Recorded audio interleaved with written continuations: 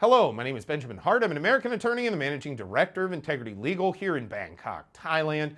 As the title of this video suggests, we're discussing the K-1 fiancé visa process, and we're comparing and contrasting getting a K-1 visa from Thailand versus Myanmar. Now, the first thing you got to understand is Myanmar is in a rather precarious state right now, to say the least. It's not a particularly stable place to be. Now, I'm not going to get into the details of all of it because quite honestly, I don't understand it. I don't have the details. I don't understand what's actually going on over there day to day.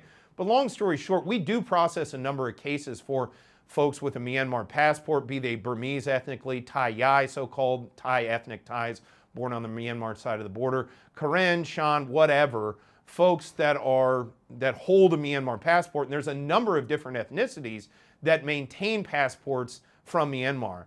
And look, it is a different process at the end of the day. Dealing with Thai nationals here in Thailand as opposed to Myanmar nationals who want to process through the U.S. Embassy here in Bangkok to obtain a K-1 visa, it's just a different process. There's different documentation associated with Myanmar nationals.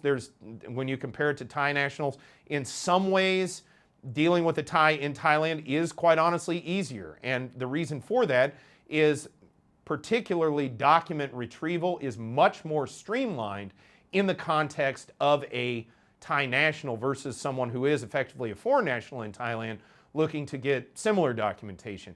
That said, we have assisted a number of folks from Myanmar in ultimately processing their cases through the U.S. Embassy here in Bangkok, so it can be done. Again, things associated with how that process, or I should say analysis associated with how that process is going to work, that's going to be driven by the underlying facts in the given case.